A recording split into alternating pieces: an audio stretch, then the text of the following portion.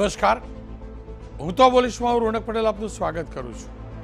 હું તો બોલીશ આજે સતત 1773મો એપિસોડ અને 1773મા એપિસોડના 3 મુદ્દા છે.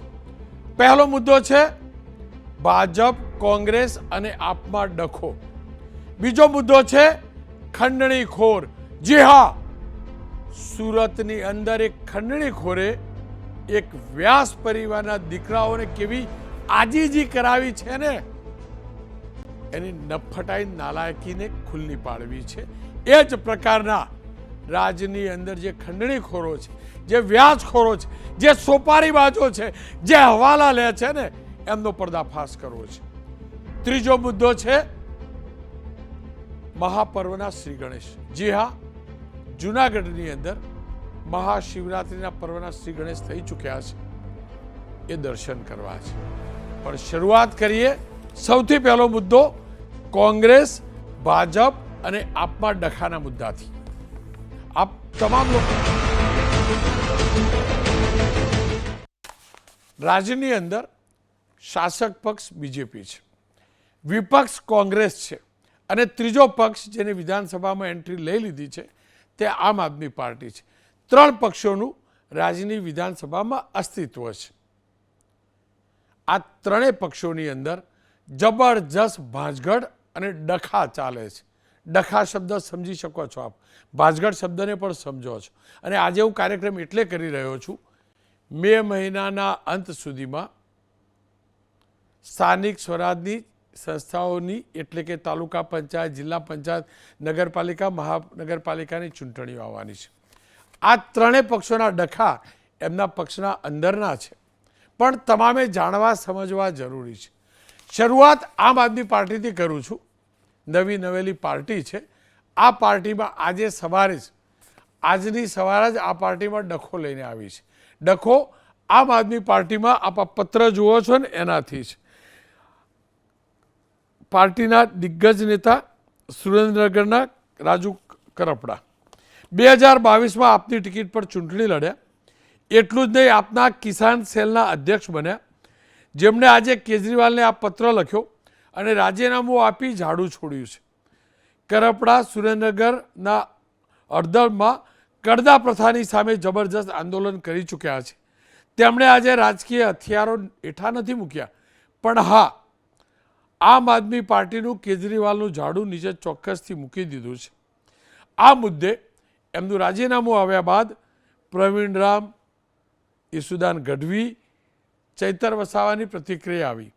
જોકે તુરંત બાદ, હજી તો ગણતરીના કલાકોની અંદર જ બીજેપી તરફથી ધારાસભ્ય પ્રકાશભાઈ વરમોરાએ આમંત્રણ પણ આપી દીધું, એક કાર્યકર્તા તરીકે, એક વિસ્તારક તરીકે, કે તમે જો આવવા માગતા હોય ભાજપની નીતિ રીતિ સાથે તો રાજુભાઈ આપનું સ્વાગત છે. જોકે આમ આદમી પાર્ટીના જે નેતાઓ છે તેમનો આરોપ છે કે બીજેપીએ સાચું ખોટું દબાણ મૂકે છે અને એ દબાણની અંદર આમ આદમી પાર્ટીના રાજુ કરપડાએ રાજીનામું આપ્યું છે. આવો સાંભળી લઈએ ચૈતર વસાવાએ શું આરોપ લગાવ્યા રાજીનામા બાદ અને પ્રકાશભાઈ વરમોરાએ કેવી રીતે આમંત્રણ આપી દીધું. હું જ્યાં સુધી રાજુભાઈને ઓળખું છું ત્યાં સુધી એ ખેડૂતોના મજબૂત નેતા છે. આમ આદમી પાર્ટીમાં રહીને ખેડૂતોના ન્યાય માટે અનેક લડતો એમણે લડી છે. એમાંની એક લડત બોટાદ કડદા પ્રથા નાબૂદ કરવા માટે એમણે હળદરમાં આંદોલન કર્યું. એ દરમિયાન એમને 100 દિવસથી પણ વધારે જેલમાં પણ રહેવું પડ્યું. ત્યારે આ ભાજપ સરકારની નીતિ રહી છે, કોઈ પણ વિપક્ષના નેતાને ડરાવવાનું, ધમકાવવાનું, દબાવીને કઈ રીતના એમના તરફે લઈ જવું, કઈ રીતના આંદોલનને દબાવી દેવું, આંદોલનને તોડી દેવું, એ જ નીતિનો ઉપયોગ એમણે આ વખતે રાજુભાઈ કરપડા પર પણ કર્યો છે. જેના બસ થઈને રાજુભાઈ કરપડાએ રાજીનામું ધર્યું હશે એવું મને લાગી રહ્યું છે. રાજુભાઈ ક્યાં જવાના, શું કરવાનો એનો વ્યક્તિગત નિર્ણય હોય છે, પણ કોઈ પણ જગ્યાએ કાર્યકર્તાથી કામ કરવું હોય તો આ વિશ્વની શ્રેષ્ઠ પાર્ટીમાં એ વિસ્તારકના નાતે હું દરેકને ભારતીય જનતા પાર્ટીની વિચારધારાને જોડવા માટેનું મારું ઇન્વિટેશન હોય છે. આપનું શું થશે, કેમ રાજીનામું આપ્યું, એ વિસ્તારથી રાજુ કરપડા આવતીકાલે પત્રકાર પરિષદ કરવાના છે, એમાં સ્પષ્ટતા થશે. હવે વાત કરી લઈએ શાસક પક્ષ ભાજપની. બીજેપીના નવા પ્રદેશ અધ્યક્ષ આવી ગયા, નવું સંગઠન જાહેર થઈ ગયું. આ સંગઠન જાહેર થતાં જુનાગઢ નવસારીની અંદર અસંતોષ જોવા મળે છે. તો પાટણ અને હારીજમાં, ખાસ કરીને હારીજમાં, માફ કરજો, હારીજમાં ભાજપના 11 નગરસેવકોએ અધ્યક્ષ સામે રીતસર મોરચો માંડ્યો છે. વાત અલગ અલગ શહેરની કરવી છે. શરૂઆત જુનાગઢથી કરી લઈએ. જુનાગઢની અંદર નવા સંગઠનની જાહેરાત થઈ. જુનાગઢના પણ દ્રશ્યો જોજો. જુનાગઢ યુવા ભાજપના પૂર્વ ઉપપ્રમુખ તેજસ જોશી અને સ્થાનિક યુવા નેતાએ જબરજસ્ત આક્રોશ વ્યક્ત કર્યો છે, એ જોઈ લો. જ્યારે હોય ત્યારે જે પ્રમુખો બનીને આવે છે એ એમના બધા ગોઠવેલા સેટિંગિયાઓ કરેલા એમના પદ મળે છે. કોઈ દી કામ કરતા કાર્યકરોને કોઈ દી કોઈ પદ નથી મળેલા. તમે આના સગાવાલા છો, આ કામ કરો છો તો તમને પદ મળે. મારું તો પાર્ટીને એવું જ કહેવું છે કે આ બધું ન ચાલો. પાર્ટીનું આમાં અહિત થાય છે. જુનાગઢને જેસીબીએ નથી ખોદ્યું, જુનાગઢને પુનિતભાઈ સરબાએ ખોદી નાખ્યું છે. વર્ષોથી જાણે છે એ 21થી જ્યારથી પ્રમુખ બન્યા છે ત્યારથી જુનાગઢમાં બહુ જ કરપ્શન કરેલું છે. હદબાર વગરનું કરપ્શન કરેલું ચૂકેલ છે. પાયાના કાર્યકર્તાઓને બહુ આક્રોશ છે, હદબાર વગરનો આક્રોશ છે. તમે જુઓ યુવા મોરચાના મારા જેવા ઘણા કાર્યકર્તા એવા છે પણ કોઈ બોલી શકતા નથી. બીવે છે કે ખોટા કેસ કરી દેશે. કોઈ વાંધો નહીં, ખોટા કેસ કરી દે તો જેલમાં પણ જવા તૈયાર છીએ, પણ સત્ય તો હવે બોલવું જ પડશે. જુનાગઢની હાલત બહુ જ ખરાબ છે. અમારા જેવા કાર્યકરોની હાલત ખરાબ હોય તો જુનાગઢની હાલત કેવી હશે વિચારો. અબજો રૂપિયા આપેલા છે પણ જુનાગઢની હાલત એ જ ખાડામાં, હરીફરીને ખાડામાં. પણ હવે અમારા જેવા કાર્યકર્તાઓનું શું? અમારે શું કામ જ કરી રાખવાની, ખુરશીઓ જ ઉપાડી રાખવાની? કોઈ પણ પ્રોગ્રામ હોય તો કે સંખ્યા કરી દો. કેટલા મોટા જ આજે જોઈએ છે, ઘણા મેયર હોય, ડેપ્યુટી મેયર હોય, ઘણા સગાવાલાના છોકરાઓને બધાને ફિટ કરી દીધેલા છે. હવે અમારી જેવા કોઈ કામ કરી શકશે? એ રાતે 2 વાગ્યા સુધી જઈ શકશે? અત્યારે તો કેવું, તમે કોઈના પર્સનલ કામ કરો, ઘરના કોઈના કપડાં ઇસ્ત્રીના મૂકવા જાઓ કે કરો તો તમને હોદો મળી જાય, પણ અમે એવા કામ કરવા તૈયાર નથી. કે જેમને ભાજપના ભ નથી આવડતા એવા લોકોને હોદ્દા આપી દીધા છે, કોર્પોરેટરની ટિકિટો પણ આપી દીધી છે. આ અત્યાર સુધી તો સહન કર્યું, પરંતુ કાયમી માટે જો ભારતીય જનતા પાર્ટીનું આવડું બધું મોટું વર્ચસ્વ હોય અને આવા જ વિખવાદ કાયમી માટે ઊભા રહેતા હોય તો આવનારા દિવસોમાં ઘણી બધી ચૂંટણીઓ આવશે, ઘણા બધા જુનાગઢ શહેરના પણ પ્રોગ્રામો આવશે. ત્યારે પણ જોવાનું રહે, કારણ કે એક નાનામાં નાના કાર્યકર્તા તરીકે કહું છું, કોઈ હોદ્દાની વાત નથી કરતો. હોદ્દા જેમને મળ્યા છે એને ખૂબ ખૂબ અભિનંદન, પરંતુ જેને મળ્યા છે એ લાગવગ સિવાયના કોઈને હોદ્દા નથી મળ્યા. એટલે જુનાગઢ શહેરમાં ખૂબ વિખવાદ અંદરો અંદર છે. કોઈ જાહેર નથી થતું, કારણ કે એક જ વ્યક્તિ જાહેર થયો હતો. મેં પણ 26/1/2026ના રોજ લેટર પેડ ઉપર લખી અને બધાને મોકલાવ્યું, પરંતુ કાંઈ પણ કોઈને ફેર પડતો નથી. જુનાગઢ બાદ નવસારીની વાત કરી લઈએ. નવસારી જિલ્લા ભાજપનું સંગઠન જાહેર થતાં જલાલપુરના આગેવાનોએ રાજીનામા ધરી દીધા.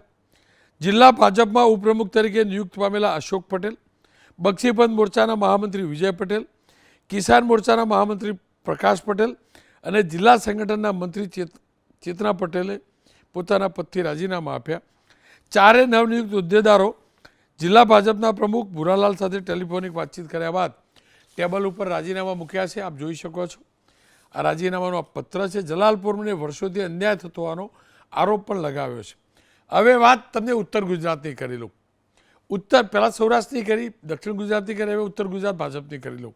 હારીજ નગરપાલિકા બીજેપીની દમખમ સાથે નગરપાલિકા છે. અહીંયા પ્રમુખબેન જે પ્રમુખ છે ધરતીબેન ઠક્કર, એમની સામે ભાજપના જ નગરસેવકોએ મોરચો માંડ્યો છે. પ્રમુખે ભાજપના એ જે મોરચો માંડનાર જે કોર્પોરેટર છે, નગરસેવકો છે, એમને બળવાખોર ગણાવ્યા છે, સાથે ધમકી આપે છે, એમ પણ કહ્યું છે જીવ જાનથી મારી નાખવાની. તો સામે કોર્પોરેટરોએ જે નગરસેવકો છે 11, એમને આરોપ લગાવ્યો છે કે બેન ભ્રષ્ટાચાર કરે છે પ્રમુખ, અને જો અમારી સુનવાઈ નહીં થાય તો અમે રાજીનામા આપી દઈશું. આવો સાંભળી લઈએ પ્રમુખ મેડમે શું કહ્યું છે અને એ જ રીતે તેમની ઉપર શું આરોપ એમના જ પક્ષના નગરસેવકે લગાવ્યા છે. ભ્રષ્ટાચાર તો જે પાલિકામાં શાસન કરે ભ્રષ્ટાચાર કરે છે. અમે તો અમારી તો કોઈ વાત સાંભળતા નથી. હવે નહીં સાંભળે તો અમે અમારા કોર્પોરેટ પદેથી રાજીનામું આપી દઈશું. અમે 11 જણા અને પાર્ટીમાં રહેશું. આ એ સભ્યો દ્વારા વિરોધ કરવામાં આવી રહ્યો છે. જે પ્રમુખ પદના ઈચ્છુક હતા તેમની ઈચ્છા પૂરી ન થતાં તે પક્ષ વિરુદ્ધ કાર્ય કરી રહ્યા છે અને ગામના વિકાસને રોકી રહ્યા છે. આપ અને બીજેપી બાદ હવે વાત કોંગ્રેસની અંદર વિવાદ ના હોય એવું માની જ ના શકાય. કોંગ્રેસના રાજકોટ કાર્યાલયને લઈ જબરજસ્ત વિવાદ થયો છે. પૂર્વ કોર્પોરેટર અને હાલના મહિલા કોર્પોરેટરના પતિએ અધ્યક્ષ જે છે રાજકોટ કોંગ્રેસના રાજદીપસિંહ એમની સામે જબરજસ્ત અવાજ ઉઠાવ્યો છે અને એમ કહ્યું છે કે ઇન્દ્રનીલ રાજગુરુ પક્ષને પેઢી બનાવી રહ્યા છે, પેઢી સમજી રહ્યા છે અને એ પ્રકારની પોસ્ટ પણ કરી છે. સાથે આરોપ લગાવ્યો છે એની સામે પ્રમુખે આરોપ લગાવ્યો કે મારી ઉપર જે આરોપ લગાવી રહ્યા છે, ઇન્દ્રનીલભાઈ ઉપર આરોપ લગાવી રહ્યા છે ને, એ તો બીજેપીના નેતાઓ સાથે ગોઠવણ કરે છે.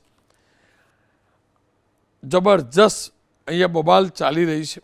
એ બંનેને સાંભળી લેજો. કોંગ્રેસના બંને નેતાઓ એકબીજા ઉપર કેવા આરોપ પ્રત્યારોપ લગાવે છે ને રાજકોટની અંદર, એ પણ સાંભળી લો.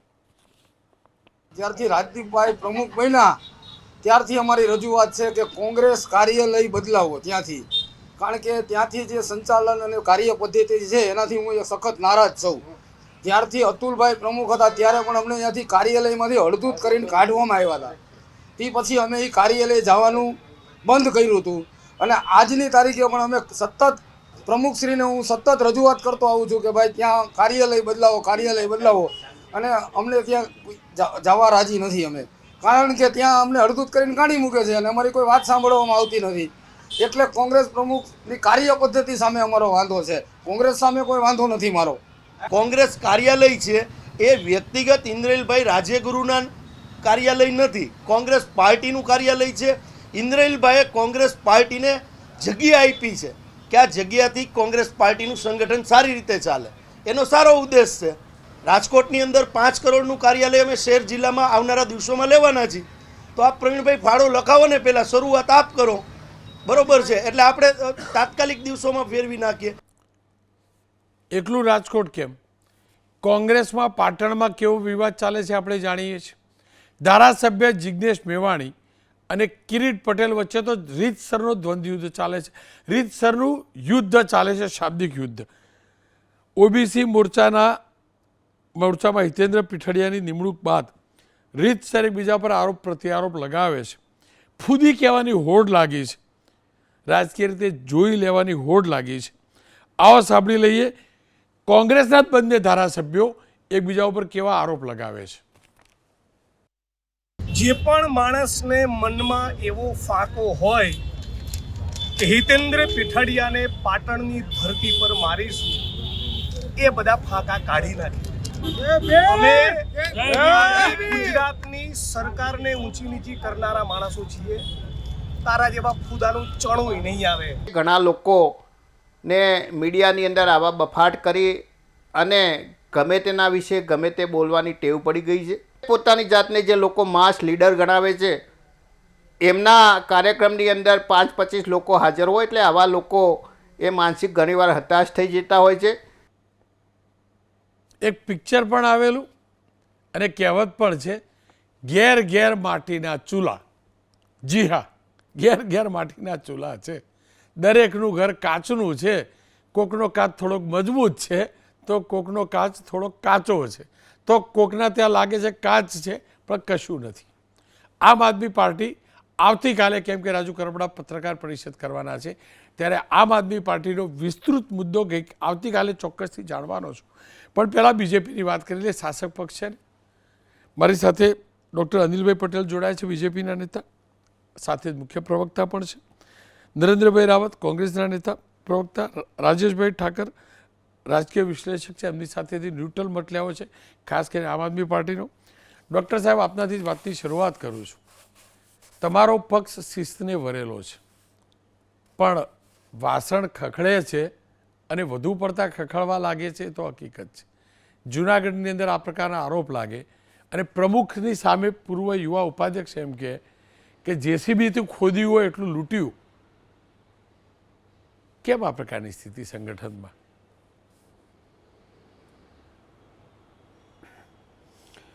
રોનકભાઈ, આપે જ કીધું કે ભારતીય જનતા પાર્ટી એ ડિસિપ્લિનવાળી પાર્ટી છે અને એ જ રીતે એની સ્થાપના કાળથી આજ દિન સુધી કામ કરી રહી છે.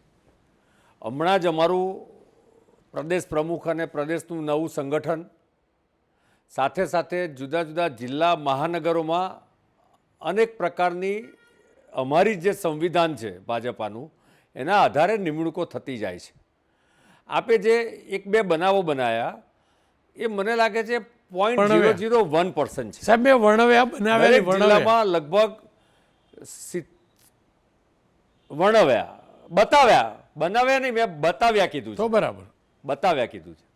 એટલે જે 0.001% છે અને દરેક જિલ્લા કે મહાનગરમાં લગભગ 70થી 80 લોકોની નિમણૂકો થઈ છે અને સતત થતી જાય છે. નંબર 2, આ જે ત્રણેય બનાવોમાં કોઈ પણ વ્યક્તિએ પક્ષ સામે વાંધો મૂક્યો નથી, વ્યક્તિઓ સામે વાંધો છે. કોઈ ચોક્કસ વ્યક્તિ માટેના લાઇકિંગ ડિસલાઇકિંગ પણ એમાં કદાચ દેખાય છે. યુવા મોરચાના પૂર્વ ઉપપ્રમુખને જોયા અને કેટલાક લોકોને નિમણૂક પણ આપી છે. કદાચ એમને પોતાના અપેક્ષા વધારે હોઈ શકે. જો રાજનીતિમાં અપેક્ષા એ સર્વસામાન્ય વસ્તુ છે, પરંતુ ભારતીય જનતા પાર્ટીમાં અમારા ત્યાં સતત પ્રશિક્ષણ ચાલે છે અને સતત અભ્યાસ વર્ગ દ્વારા કાર્યકર્તાઓનું ઘડતર થાય છે. એટલે આપ જો ઓબ્ઝર્વેશન કરો તો પાર્ટીમાંથી ક્યારે લાર્જ સ્કેલ સ્થળાંતર થતું નથી, નંબર 1. નંબર 2, પરમેનન્ટ એટલે કે સ્થાયી સ્થળાંતર થતું નથી. નંબર 3, સતત સ્થળાંતર થતું નથી. હા, એવું ચોક્કસ હું કહીશ આપને કે કદાચ ચૂંટણી આવે ત્યારે ટિકિટની અપેક્ષાઓના કારણે અથવા તો સંગઠનમાં ચોક્કસ વ્યક્તિની સામે વાંધો હોઈ શકે, એના કારણે 0.001% ક્યારેય નારાજગી, રાજી આવું હોઈ શકે. પરંતુ ભારતીય જનતા પાર્ટીમાં ગુજરાતમાં 1,35,00,000 કરતાં વધારે પ્રાથમિક સભ્યો છે. લગભગ 1,15,000 જેટલા સક્રિય સભ્યો છે અને આપ જાણો છો કે સક્રિય સભ્ય ક્યારે થવાય, કેવી રીતે થવાય. એટલે ભારતીય જનતા પાર્ટી એક વિશાળ કાર્યકર્તાઓનો એક સંગઠન છે અને એ સંગઠન એક રાષ્ટ્રવાદના લક્ષ્ય સાથે જી ડૉક્ટર ચાલે છે. નરેન્દ્રભાઈના નેતૃત્વમાં વિશ્વાસ રાખીને ચાલે છે. એટલા માટે રોનકભાઈ, ભાજપમાં કદાચ આવું કંઈ હશે તો એનું સોલ્યુશન તરત આવે છે. હું તમને સમજાવું, અમારા ત્યાં સંગઠનની રીતે પ્રભારીની 30 સ્તરીય વ્યવસ્થા છે. પ્રદેશ સ્તરે પ્રભારી હોય છે, જિલ્લા સ્તરે પ્રભારી હોય છે, મંડળ સ્તરે પણ પ્રભારી હોય છે. તો કદાચ આવું કોઈ વ્યક્તિગત નારાજગી હોય, ક્ષણિક નારાજગી હોય, 1-2 દિવસની નારાજગી હોય તો એ પ્રભારીઓનો સીધો ડાયલોગ થાય છે અને એ કાર્યકર્તાની નારાજગી દૂર પણ થાય છે. અને આપ જોશો કે વિધિના શોર્ટ ટાઈમ આ જે કાર્યકર્તાઓએ પોતાની નારાજગી 5-7 લોકોએ વ્યક્ત કરી છે, એ પોતે ખભે ખભા મિલાઈને ઉત્સાહભેર પણ પાર્ટીના નેતૃત્વએ સીધેલી દિશા તરફ કામ ડૉક્ટર સાહેબ જો કરતા થઈ જશે. આપની વાત સાચી માની પણ લઉં, મોટો આપે પેલી સ્થળાંતરની વાત કરી તો સ્વાભાવિક રીતે જ સત્તા હોય ત્યાંથી સ્થળાંતર ના થાય. ગામડામાંથી લોકો શહેર તરફ આવે છે, શહેરમાંથી સ્થળાંતર નહીં થતું. શહેરમાંથી સ્થળાંતર નહીં થતું. મધમાખી મધપુડા તરફ જાય, મધપુડાથી દૂર નથી થતી. બીજું, આપે ખભે ખભા મિલાવવાની વાત કરી, પણ પેલું તમારો જ કાર્યકર્તા કે પ્રમુખે આખું JCBથી જુનાગઢ ખોદી નાખ્યું, તમારો જ પક્ષના નગરસેવક એમ કે આરિદ નગરપાલિકા લૂંટી લીધી, ભ્રષ્ટાચાર કર્યો, એનું શું?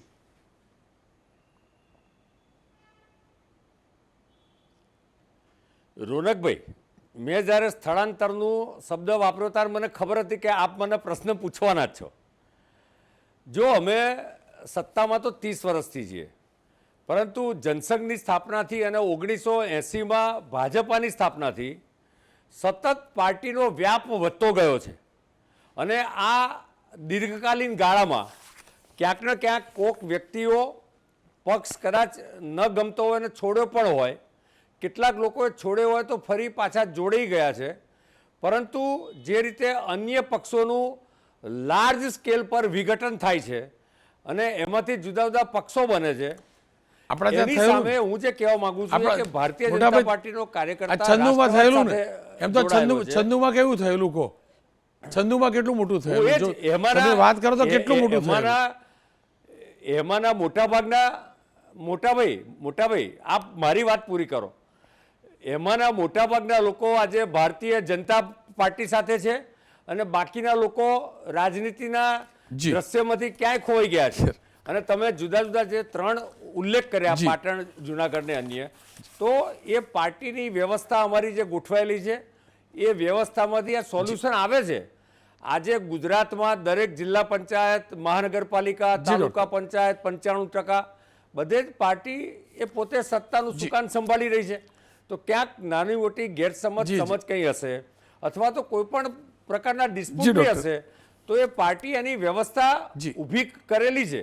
એક વ્યવસ્થા છે. મેં આપને પ્રભારીની જે સિસ્ટમ કીધી એવી અમારા સંગઠનની સાથે સરકાર માટે પણ પ્રભારી હોય છે.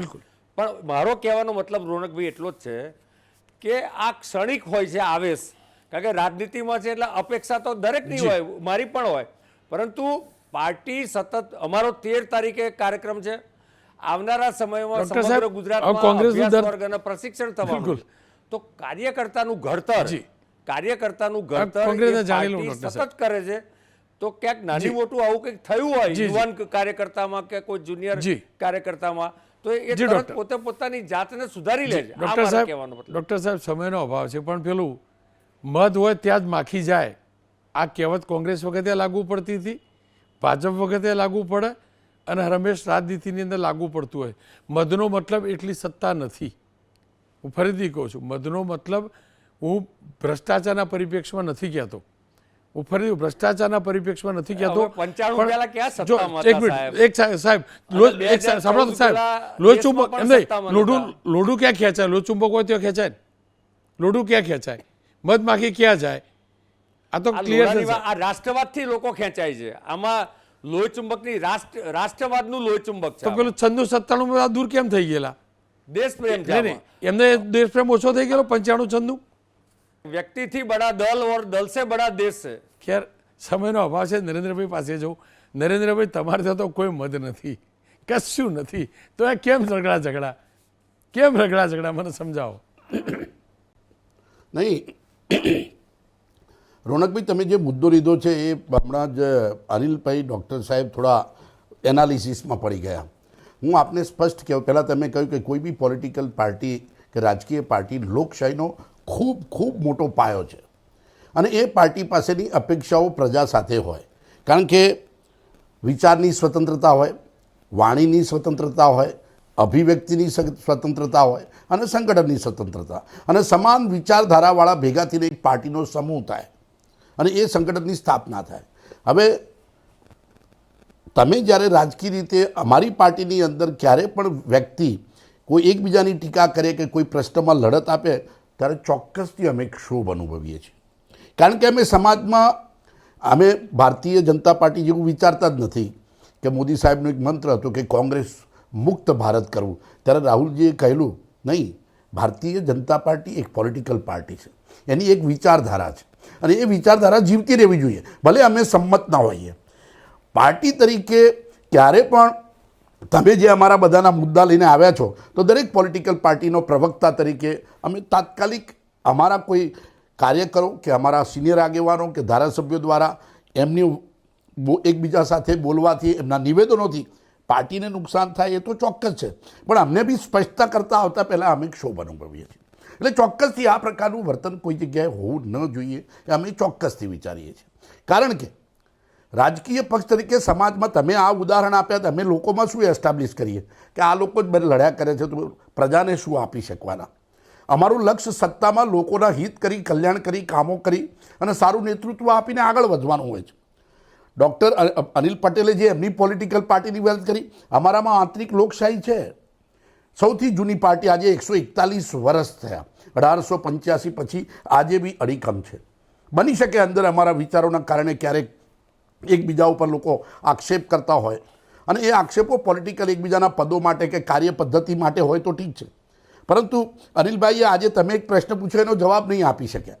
એ તમારા સંગઠનના બાબતનો નહોતો, એ ભ્રષ્ટાચારના મુદ્દાનો હતો, એ સામાજિક તમારો જ પોલિટિકલ પાર્ટીનો હોદ્દેદાર એવું કહેતો હોય કે ભ્રષ્ટાચારનો મુદ્દો છે તો તમારે એ કહેવાની જરૂર હતી કે હું એક્શન લઈશ.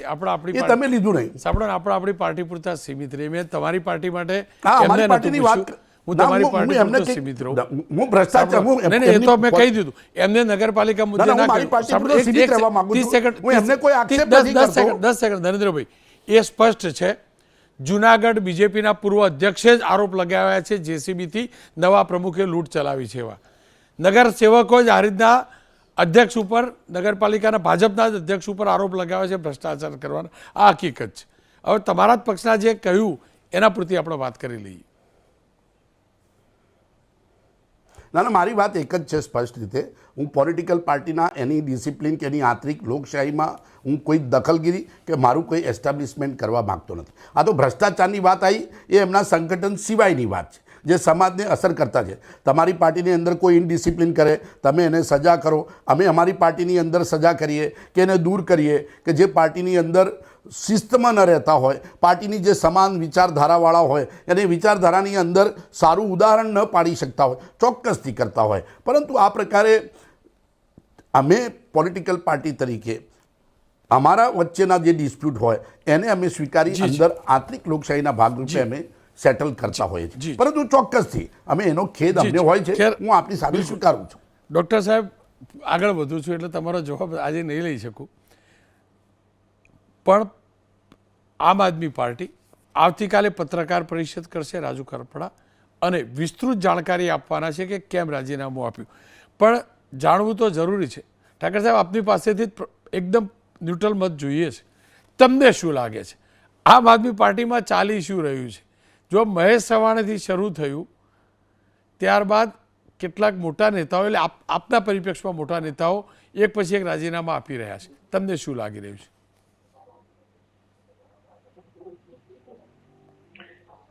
ના જુઓ રોનકભાઈ, રાજનીતિ છે, મહત્વાકાંક્ષીઓનો મેળો છે તો આપણે જાણીએ છીએ. જેમ અનિલભાઈએ કીધું એમ ભારતીય જનતા પાર્ટીના જે ડખા છે એ કરોળિયાનો એક પગ જે છે તૂટી જાય તો ભારતીય જનતા પાર્ટીને લાંબી ફરક પડે એમ નથી, કારણ કે એનું સંગઠન જે છે એનો વ્યાપ છે એ ખૂબ જ મોટો અને વિસ્તારવાળો છે. જેમ નરેન્દ્રભાઈએ કીધું એમ એમની પાર્ટી બહુ જૂની પાર્ટી છે ને જૂની પાર્ટીમાં હજી પણ વિચારધારાને વળી અને લોકો જોડાયેલા છે ને એના કારણે પાર્ટીમાં લોકો જાય છે, આવે છે, પણ પાર્ટી ક્યાંક ને ક્યાંક એ લોકોની વચ્ચે ઊભું રહેવા માટેનો સંઘર્ષ કરે છે. આમ આદમી પાર્ટીની જ્યાં સુધી વાત છે ત્યાં સુધી જ્યારથી આ પાર્ટીનું ગઠન થયું અને ગુજરાતની અંદર ખાસ કરીને પાર્ટીનો ઉદય થયો ત્યારથી પહેલો ફેસ હતો એ આખું સંગઠન જે છે એ એને આંકી કાઢવામાં આવ્યું અને પછી એક નવું સંગઠન બન્યું. એમાં પણ તમે જુઓ કે 5 ધારાસભ્યો જીત્યા, 5 ધારાસભ્યોની અંદરથી 2 ધારાસભ્યોએ પાર્ટી છોડી દીધી. એટલે તમે પર્સન્ટેજ જોજો. નેતાઓની તમે વાત કરો તો હમણાં ભાદરકવાડા બાપુ ગયા ને હવે રાજુ કરપડા જે એક ફેસ હતો, એટલે જે 7 કે 8 લોકો થકી આમ આદમી પાર્ટી એ ગુજરાતની અંદર બેઠા થવાનો પ્રયાસ કરતી હતી, સોશિયલ મીડિયાના માધ્યમથી કે જમીન ઉપરના સંઘર્ષના માધ્યમથી. અને એક પ્રકારે જે વિપક્ષની શોધ કરી રહી છે ગુજરાતની જનતા, જે કોંગ્રેસ બહુ પ્રયત્નો પછી પણ આપી શકી નથી, એમાં ક્યાંક ને ક્યાંક વેક્યુમ જોઈ અને એ લોકો ત્યાં આગળ પોતાની જગ્યા ઊભી કરવાની કોશિશ કરતા હોય. એમાં રાજુ કરપડા કે જે એમનો એક લડાયક ચહેરો હતો, એક એવો ફેસ હતો કે જેના એ યુવા નેતા તરીકે ઉભરીને આવેલો હતો, એવો વ્યક્તિ આજે પાર્ટી છોડી દે છે. એના કારણે જે નુકસાન થાય છે, જેમ મેં કીધું કે ભારતીય જનતા પાર્ટીમાં કરોડિયાનો કદાચ એક પગ તૂટ્યો છે, પણ હમણાં તો 2 હાથ અને પગ એ આ 4 કે 5 લોકો છે. એની અંદરથી જવું અને પાર્ટીના શરૂઆતના સમયમાં જવું, જે અનિલભાઈ કહેતા હતા બિલકુલ સાચી વાત છે. જે તમે 96ની વાત કરો છો એ તો સત્તા આવ્યા પછીનો એક ગજગરા, એક સેટબેક આવ્યો, પણ એ સેટબેક આવ્યા પછી પાર્ટીને નુકસાન ના થયું, એ બળવો કરનારા લોકોને નુકસાન થયું. અહીંયા શું થઈ રહ્યું છે, જ્યારે પાર્ટી ઊભી થઈ રહી છે ત્યારે પાર્ટીને ઊભી કરનારા પ્રમુખ લોકોમાંથી જ્યારે લોકો જતા રહે અને અત્યારથી જ સત્તાની ઊંચાતુસી થતી હોય કે પદ મેળવવા માટેની ઊંચાતુસી થતી હોય, કાં તો વ્યક્તિગત અહંકાર, વ્યક્તિગત ઈગો એકબીજા સાથે ટકરાતો હોય, ત્યારે સામૂહિક રીતે સંગઠન ઊભું કેવી રીતે થાય? એટલે આમ આદમી પાર્ટીની અત્યારની જે સ્થિતિ છે, સ્થિતિમાં રાજુ કરપડાનું જવું એ એમના સંગઠન અને એમનું જે એક વિસાવદર પછી જે મોમેન્ટ પકડ્યો હતો એને ચોક્કસ મોટું નુકસાન થવા જઈ રહ્યું છે. અને જે વાત છે સ્થળાંતર, કે સત્તા હોય ત્યારે સ્થળાંતર નથી થતું, એ કોંગ્રેસની બાબતમાં એ પણ સાચું નથી પડ્યું. રાજસ્થાનમાં સત્તા થયા પછી સ્થળાંતર થયું, મધ્યપ્રદેશમાં સત્તા હોવા છતાં સ્થળાંતર થયું, મહારાષ્ટ્રની અંદર સત્તામાં હતા અને તે છતાં સત્તાની ભાગબટાઈની અંદર પાર્ટી તૂટી અને ભારતીય જનતા પાર્ટીને ત્યાં આગળ મોકો મળ્યો. એટલે જ્યાં જ્યાં તમારું સંગઠન ઉપરનું નિયંત્રણ, કાં તો સરકાર ચલાવનારા લોકો ઉપર સંગઠનનું નિયંત્રણ એ જતું રહે છે અને કેટલાક વ્યક્તિઓના હાથમાં આખું સંગઠન જતું રહે ને એક સામૂહિક નેતૃત્વનો જે ભાવ છે એ નથી રહેતો, ત્યારે કોઈ પણ સંસ્થા હોય, રાજનીતિક પાર્ટી નહીં, પરિવાર હોય તો પરિવારની અંદર પણ એ જે છે ડખા શરૂ થઈ જતા હોય છે. અને આ જે ડખો એવા સમયે થયો છે કે વિસાવદર પછી આમ આદમી પાર્ટીને એમ લાગતું હતું સ્થાનિક સ્વરાજની ચૂંટણીની અંદર ખાસ કરીને સૌરાષ્ટ્ર, કચ્છ અને મધ્ય ગુજરાતની અંદર અમે કોંગ્રેસની જગ્યા તો કમસે કમ લઈશું, ભારતીય જનતા પાર્ટીને કેટલું નુકસાન કરીશું એનો આત્મવિશ્વાસ કદાચ નહીં હોય.